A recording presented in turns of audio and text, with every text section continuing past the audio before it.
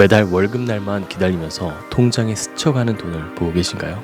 만약에 우리가 잠자는 그 순간에도 계속 돈이 들어오는 시스템이 있다면 어떨까요? 불가능한 꿈처럼 들리겠지만 여기 AI 기술을 사용해서 여러분만의 디지털 건물을 만들고 안정적인 월세를 받을 수 있는 방법이 있습니다. 이건 제가 미국에서 유학했었을 때 뉴욕 맨해튼의 부동산 거물이었던 외삼촌에게서 직접 배운 방법을 지금 AI 시대에 재해석한 그런 방법입니다. 안녕하세요. 커넥트 AI랩 여러분의 AI 멘토 GA입니다. 자, 제가 인공지능을 2012년 정도부터 공부를 했는데 그때는 인공지능이라고 불리지 않고 머신러닝, 딥러닝 이렇게 불렸었죠. 그때부터 지금까지 13년, 14년 정도가 지났습니다. 가장 많이 사람들한테 들었었던 질문이 무엇일까라고 생각을 해보니까 결국은 생존이었던 것 같아요. AI가 제 직업을 대체하면 어떡하죠? 이 시대에 AI로 돈을 벌 수 있는 방법은 무엇이 있을까요? 이런 질문들을 가장 많이 들었었던 것 같습니다. 생각해보니까 저 또한 그런 것들에 고민을 많이 했고 실행도 많이 하고 실패도 많이 하면서 하나하나 해보면서 최근에 드디어 AI로 수익을 내는 시스템을 만들었습니다. 저희 외삼촌이 항상 강조하셨던 부는 노동에서 나오는 것이 아니라 자산에서 나온다. 너가 일을 하지 않아도 아파도 계속 현금이 들어오는 캐시플로우를 만들어야 된다. 이런 외삼촌한테서 배웠었던 것들을 지금 시대에 맞게 제가 스스로 바꾼 방법입니다. 오늘은 제가 여러분들에게 어떻게 제가 지금 시대에 돈을 벌고 있는지 그런 것들을 좀 공개하려고 해요. 지금 제가 하고 있는 건 AI 디지털 건물을 만들고 여러 가지 건물이 쌓여서 마을을 이루고 그리고 좀 더 커져서 도시까지 되는 그러한 것을 지금 계획하고 있고 실행을 하고 있습니다. 제가 일을 하는 거에서 좀 남달랐습니다. 제가 중학교 2학년 때부터 햄버거 가게에서 아르바이트를 시작을 했거든요. 근데 저희 집이 많이 가난해서 꼭 아르바이트를 해야 되는 상황은 아니었었고 학교에서 배우는 것도 너무 좋지만 돈 버는 거는 학교에서 가르쳐주지 않으니까 아르바이트를 해야겠다라는 생각으로 그때 시작을 했었습니다. 부모님 허락 사인을 받고 그리고 미성년자니까 몇 퍼센트 깎여가지고 1300 얼마인가 1600 얼마를 받고 일했었어요. 그래서 한 달에 막 몇 시간씩 일하면 15만 원인가 정도 벌었었던 기억이 납니다. 그때부터 계속 아르바이트를 하고 대학교를 미국 뉴욕으로 갔어요. 그래서 미국 뉴욕으로 이제 가서 학비가 정말 비싸거든요. 학비도 비싸고 생활하는 거가 너무 비싸요. 정말 단칸방 요거 하나에 그때 월세가 한 300만 원 정도 되었었던 것 같아요. 학교 바로 앞에 있는 그런 작은 원룸은 한 300만 원, 400만 원 정도 되고 학교에서 지하철로 한 2시간 정도 가서 브루클린 맨 끝에 가면은 한 90만 원 정도 되는 그런 월세가 있었는데 제가 생활비랑 학비를 전부 부모님한테 내달라고 할 수가 없으니까 아르바이트를 했어요. 미국 바에서 바텐더 아르바이트를 했었습니다. 아침에는 공부하고 일주일에 3번 정도는 아르바이트 하면서 열심히 일하고 그랬는데 좀 밥 좀 먹고 학비 내면 돈이 하나도 없는 거예요. 그래서 제가 저희 미국 외삼촌을 찾아갔습니다. 저희 외삼촌이 부동산 투자로 엄청 성공하신 분이에요. 그래서 인터넷에 이름만 쳐도 많은 뉴스랑 그런 관련된 자료들이 나오는데 이분이 한국에서 미국으로 이제 갔을 때 돈도 하나도 안 들고 그냥 가족들 데리고 미국 박사하러 온 거예요. 그래서 박사 과정 하면서 일을 하다가 부동산 재벌이 된 거죠. 그래서 외삼촌한테 찾아가서 외삼촌 저 일 시켜주세요. 저도 돈을 많이 벌고 싶어요. 중학교 2학년 때부터 맨날 이렇게 햄버거 만들고 배달도 하고 술집 바에서 바텐더도 하고 학교도 열심히 공부해가지고 일하고 있는데 지금 돈이 하나도 없어요. 저도 외삼촌처럼 부자가 되고 싶어요. 그렇게 부탁드렸더니 외삼촌이 그래 원서가 그럼 잠깐 나와봐 라고 하시더니 차를 태워가지고 맨해튼을 한 바퀴를 구경시켜 주셨어요. 맨해튼은 제가 학교가 있는 곳이니까 어떻게 생겼는지 뭐가 있는지 너무 잘 알죠. 그래서 외삼촌 저 학교 여기서 다니는데 이걸 구경 왜 시켜주세요? 라고 물어봤더니 야 여기 한번 봐봐 라고 하시는 거예요. 맨해튼은 바둑판 모양으로 생겼어요. 그래서 길이 일자로 이렇게 되어 있고 옆에 건물들이 따닥따닥 붙어 있습니다. 그러시더니 야, 여기 22가 있는 이 건물 이거 내가 얼마에 샀는 줄 알아? 라고 하셔서 얼마요? 라고 물어봤더니 이거 그냥 공짜로 샀어 라고 말씀하시는 거예요. 그래서 이걸 어떻게 공짜로 사요?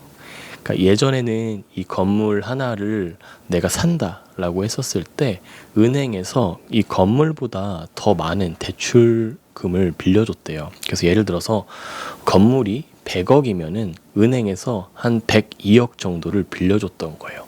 그럼 100억으로 건물을 사서 2억으로 인테리어를 한 거죠. 그리고 그 안에를 정말 예쁘게 꾸미고 그리고 1층에 아주 고급스러운 세탁소를 만드는 거예요. 그러면 여기에 고급스러운 사람 옷을 수선을 하는 사람들만 오게 되고 이 건물에도 점점 월급이 높은 사람들이 세를 주고 살게 되면서 이 건물의 가치가 올라가는 거죠. 월급이 높은 사람들이 살게 되면서 이 건물의 월세는 점점 높아지고요. 그리고 건물의 가치 또한 높아집니다. 그래서 100억짜리가 이제 110억, 120억이 된 거죠. 그러면 이 건물을 하나를 가지고 레버리지라고 하는데 지렛대 역할을 하는 그런 금융 용어예요. 요거를 가지고 이 옆에 건물을 사신 거죠. 이 100억짜리 건물을 담보로 가지고 있으니까 옆에 건물은 더 비싼 걸 살 수가 있게 된 거예요. 예를 들어 150억짜리를 산다고 해도 은행에서 오케이, 너 옆에 100억짜리 있지? 내가 대출해 줄게 라고 해서 150억짜리를 사고 그리고 155억을 또 대출을 받고 5억으로 인테리어하고 똑같이 1층에 고급스러운 어떤 세탁소를 만들게 되면서 또 아주 멋있는 월급이 높은 사람들이 살게 되고 건물 가격은 높아지고 이렇게 하면서 하나 건물을 늘려가시게 된 거예요. 그리고 이 건물들이 마을을 만들게 되고 이렇게 건물들과 그리고 마을을 만드는 사람들이 모여서 도시를 만들고 싶다라는 그런 말을 하시더라고요. 그래서 저 그거 한번 해보고 싶어요 라고 삼촌한테 말씀드려서 제가 그때 한 1년 반 정도 동안 대학교 졸업할 때까지 그렇게 삼촌한테서 배웠습니다. 근데 제가 졸업을 하고 일을 하면서 금방 건물 하나를 살 수 있을 줄 알았어요. 건물을 하나 사야지만이 레버리지를 할 수 있고 두 번째 건물을 살 수가 있을 텐데 이 첫 번째 건물이 절대 안 사지는 거예요. 제가 졸업하고 회사를 다니면서 제 또래에 비해서 더 많은 그런 월급을 받았거든요. 그냥 뭐 건물은커녕 서울에 집 하나 사는 게 너무 어렵더라고요. 생각해보니까 외삼촌은 막 1960년대, 1970년도 때 이 산업이 엄청나게 막 발전하기 시작할 때 은행에서 돈이 너무 많으니까 막 줬었던 건데 지금 시대에는 이게 너무 안 맞는 거죠. 외삼촌은 그래도 지금 기회가 있어, 살 수 있어 라고 말씀은 하시는데 외삼촌 저는 안 될 것 같은데요? 이런 생각이 들었어요. 아니 내가 미국에서 그 인공지능 전공하고 학사, 석사 다 나왔는데 이거 건물 하나 살려면 20년 막 이렇게 일해야 될 것 같은 거예요. 그리고 은행에서 대출은 점점점 안 나와가지고 요즘은 어때요? 최대 6억 정도가 나온대요. 근데 최대 6억이라는 건 맥시멈 6억인 거잖아요. 그래서 이건 아니다라는 생각이 들었어요. 그래서 지금 시대에 새로운 부동산은 뭐 1960년도 때 부동산 건물이 뛰어난 자산이었다면 지금 시대는 어떠한 게 있을까라는 생각을 많이 했고 저는 그게 컨텐츠라는 생각이 들었습니다. 왜 그렇게 생각이 들었냐면요. 결국 외삼촌이 말했었던 핵심은 캐시플로우, 현금 흐름, 패시브 인컴, 그냥 내가 일을 하지 않아도 계속 지속적으로 들어오는 그런 돈의 수익이 있어야 된다 였었는데 건물을 사고 사람들을 모으고 월세를 받고 가격이 오르고 되팔고 더 큰 걸 사고 점점 늘려가는 게 핵심이잖아요. 근데 컨텐츠 또한 그런 구조를 정확하게 갖췄습니다. 우리가 건물을 아무데나 그냥 세우면 될까요? 저기 아무도 살지 않은 곳에 그냥 건물 세우면 거기에 누가 오겠어요? 거기서 월세를 누가 내겠어요? 우리는 부동산을 할 때 좋은 땅을 먼저 찾아야 됩니다. 컨텐츠 또한 마찬가지예요. 아무도 관심 없는 분야에 아무리 멋있는 아무리 좋은 컨텐츠를 만들어도 누가 보는 사람이 없으면 수익이 들어오지 않습니다. 우리가 좋은 땅을 찾아서 건물을 세우고 1층에 사람들이 관심을 가질 만한 어떤 프랜차이즈 햄버거집을 만들고 세탁소를 만들고 피트니스 센터를 만든 다음에 그 위에 층에는 예쁜 인테리어를 해서 사람들이 살게 하고 그걸 월세를 받는 주상복합처럼 이 우리 컨텐츠 또한 똑같거든요. 사람들이 관심 있을 만한 주제와 타겟을 먼저 찾고 그리고 1층의 햄버거 집처럼 사람들의 관심을 끄는 쇼츠를 만들고 그리고 2층, 3층, 4층에는 사람들이 사는 공간을 만들고 월세를 받는 것처럼 우리도 롱폼을 만들고 사람들한테 좋은 정보를 주는 컨텐츠를 만들게 되면 우리가 잠자는 시간에도 이 컨텐츠는 계속 우리를 위해 일을 해주고 전 세계로 퍼뜨려 나가면서 우리한테 광고 비용도 주고 그리고 어떤 제품을 샀었을 때는 그 제품에 연결된 수익을 우리한테 넘겨주고 공유하고 이런 시스템을 만들 수 있는 게 컨텐츠란 말이에요. 그래서 외삼촌이 부동산으로 불을 잃었다면 나는 컨텐츠로 그럼 불을 잃을 거야 라는 생각이 들어서 제가 2020년도인가 인스타그램, 틱톡, 유튜브 채널 이런 것들을 만들면서 컨텐츠도 만들고 여러 가지 실험을 했었습니다. 그때 물론 수익이 나왔지만 제가 생각하지 못했었던 게 있어요. 컨텐츠를 만들기 위해서는 혼자가 아니라 여러 명이 필요를 했었습니다. 그때는 혼자서 디지털 건물을 짓는 게 불가능했습니다. 우리가 컨텐츠를 만들려면 기획해야 되죠. 촬영해야 되죠. 편집해야 되죠. 모델 구해야 되죠. 이런 여러 가지를 하다 보니까 고용을 해야 되는 사람들이 많았어요. 또 고용을 한다고 하더라도 컨텐츠를 많이 만들게 되면은 또 그 편집 보내고 또 촬영해야 되고 이러다 보니까 분명 컨텐츠를 만들었을 때 수익을 나긴 나는데 많이 만들면 만들수록 점점점 마이너스가 되는 그런 구조인 거예요. 그래서 뭐야 인스타그램 몇십만 명 되는데 왜 이렇게 수익이 안 나고 오히려 적자가 나는 거지? 라는 생각을 많이 했습니다. 그러다가 AI가 발전되면서 그래 내가 인공지능 연구만 이렇게 오래 해온 사람인데 AI를 활용해서 조금 이 과정을 최적화시켜보고 인력을 줄여보자 라는 생각이 들어서 그때부터 거의 1인 기업으로 혼자 한번 이 모든 과정을 해보기 시작했습니다.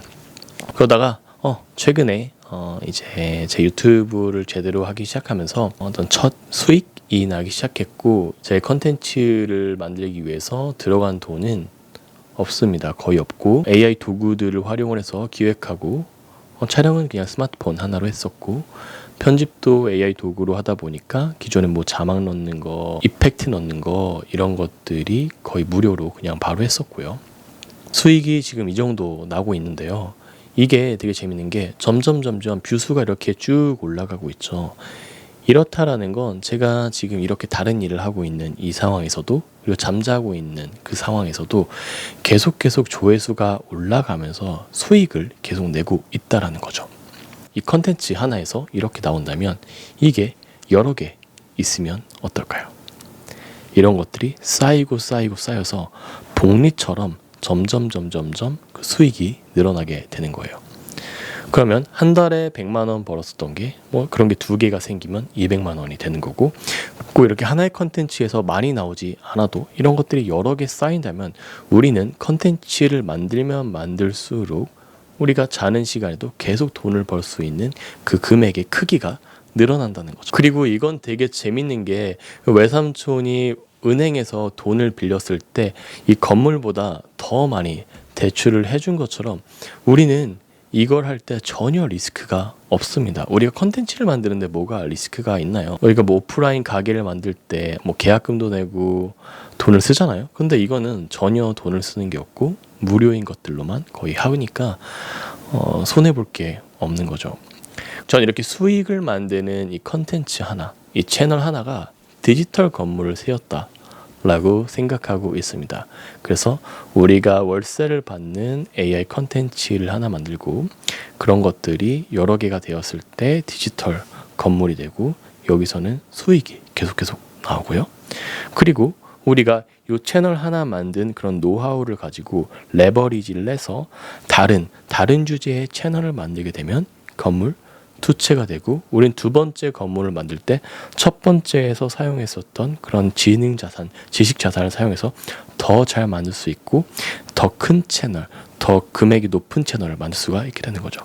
그리고 또 세 번째 건물, 네 번째 건물 이렇게 여러 가지 건물을 만들게 되다면 마을처럼 이게 커지게 될 거고요. 그리고 이런 것들을 만든 여러 사람들이 네트워킹하고 모아지면서 정말 도시와 같은 AI 건물, AI 마을, AI 도시가 생길 거라고 생각을 하고 있습니다. 그럼 여러분이 첫 번째 AI 건물을 세우고 그리고 월세를 받을 때까지 어떠한 과정이 있는지 그리고 어떠한 AI 도구를 활용하면 되는지 여러분들에게 아주 간단하게 설명해 드릴게요. 지금 사람들이 가장 관심 많은 주제가 무엇이야? 자세하게 분석하고 리포트 형식으로 알려줘 라고 하고 여기에 run, submit을 누르게 되면 컨텐츠 트렌드 분석 리포트 요청, 그러니까 우리가 트렌드를 잘 봐야 되는 거예요. 연구는 이렇게 할 겁니다 라고 쭉 나오고요. 그 다음에 연구 시작을 누르게 되면 엄청나게 많은 웹사이트를 보면서 정보를 얻고 그것을 분석하고 있는 과정을 볼 수가 있습니다. 135개의 웹사이트에 있는 정보들을 가지고 분석을 했다라고 하네요. Creating your report 해가지고 리포트 또한 지금 작성하고 있는데 지금 바로 작성이 됐네요. 그러니까 보니까 2025년 대한민국 컨텐츠 트렌드 해가지고 관심은 이런 것들이 있고 구글에서 보니까 엔잡, 헬시 플레저, 유튜브에서는 케이팝 아이돌, 인스타그램에서는 데일리룩 이런 여러 가지 플랫폼들과 웹사이트에서 이런 분석을 가지고 있다라고 쭉 나와 있네요.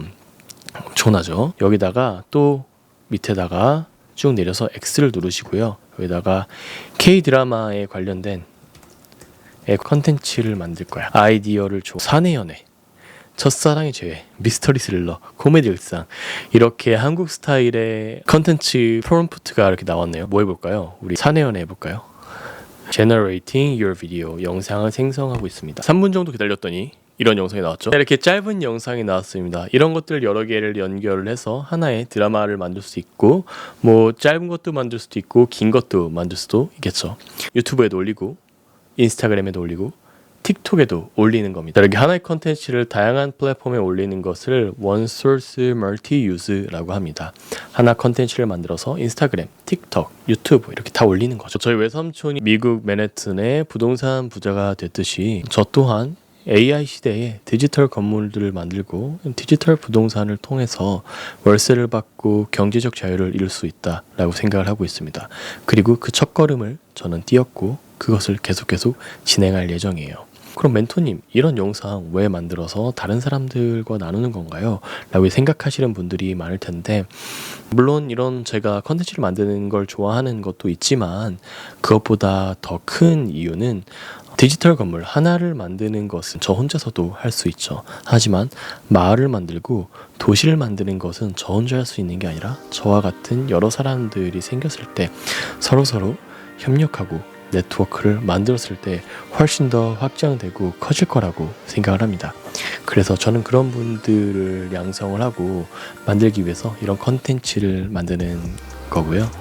앞으로도 이런 지식들, 제 정보들 많이 드릴 테니까 구독과 좋아요, 알림, 댓글 남겨주시고 이것으로 강의를 만들 그런 계획도 있어서 그것 또한 관심 있게 봐주시면 감사드리겠습니다.